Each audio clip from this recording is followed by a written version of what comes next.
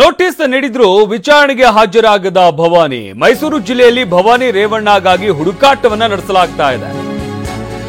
5 ಕಡೆ ಭವಾನಿ ರೇವಣ್ಣಗಾಗಿ ಎಸ್ಐಟಿ ಅಧಿಕಾರಿಗಳು ಶೋಧವನ್ನ ನಡೆಸ್ತಾ ಇದ್ದಾರೆ. ಮೈಸೂರು ಭಾಗದಲ್ಲಿ ಹೆಚ್ಚಿನ ಹುಡುಕಾಟವನ್ನ ನಡೆಸಲಾಗ್ತಾ ಇದೆ. ಭವಾನಿ ಸಹೋದರಿ ಮಗನ ಮನೆ ಹಾಗೆ ಫಾರ್ಮ್ ಹೌಸ್ನಲ್ಲಿ ಶೋಧವನ್ನ ನಡೆಸಲಾಗ್ತಾ ಇದೆ. ಗುತ್ತಿಗೆದಾರನ ಮೈಸೂರಿನ ಮನೆ ಹಾಗೆ ಫಾರ್ಮ್ ಹೌಸ್ನಲ್ಲೂ ಕೂಡ ಶೋಧ ನಡೆಸಲಾಗ್ತಾ ಇದೆ. ಹಾಗೆ ಸಂಬಂಧಿಯೊಬ್ಬರ ತೋಟದ ಮನೆ ಸೇರಿದಂತೆ ಹಲವು ಕಡೆ ಭವಾನಿಯವರ ಆಪ್ತರೇನಿದ್ದಾರೆ ಅವರ ಮನೆ, ತೋಟದ ಮನೆಗಳು ಅಥವಾ ಕಚೇರಿ ಏನಿದ್ದಾವೆ ಎಲ್ಲ ಕಡೆ ಶೋಧವನ್ನ ನಡೆಸಲಾಗ್ತಾ ಇದೆ. ಭವಾನಿಗಾಗಿ ನಾಳೆನೂ ಕೂಡ ಶೋಧ ಮುಂದುವರಿಯುವಂತಹ ಸಾಧ್ಯತೆ ಇದೆ. ಇನ್ನು ವಿಚಾರಣೆಗೆ ಹಾಜರಾಗುವಂತೆ ನೋಟಿಸ್ ಅನ್ನು ನೀಡಿದ್ರು ಎಸ್ಐಟಿ ಅಧಿಕಾರಿಗಳು, ಆದರೆ ವಿಚಾರಣೆಗೆ ಹಾಜರಾಗಿಲ್ಲ.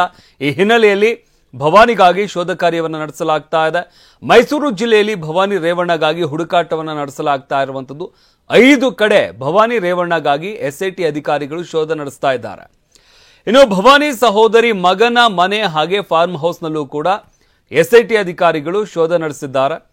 ಹಾಗೆ ಗುತ್ತಿಗೆದಾರ ಭವಾನಿಯವರ ಆಪ್ತ ಗುತ್ತಿಗೆದಾರನೊಬ್ಬನ ಮೈಸೂರಿನಲ್ಲಿರುವಂತಹ ಮನೆ ಹಾಗೆ ಫಾರ್ಮ್ ಹೌಸ್ನಲ್ಲಿ ಶೋಧವನ್ನ ನಡೆಸಲಾಗ್ತಾ ಇದೆ. ಹಾಗೆ ಸಂಬಂಧಿಯೊಬ್ಬರ ತೋಟದ ಮನೆ ಸೇರಿದಂತೆ ಹಲವು ಕಡೆ ಶೋಧವನ್ನ ನಡೆಸಲಾಗ್ತಾ ಇದೆ.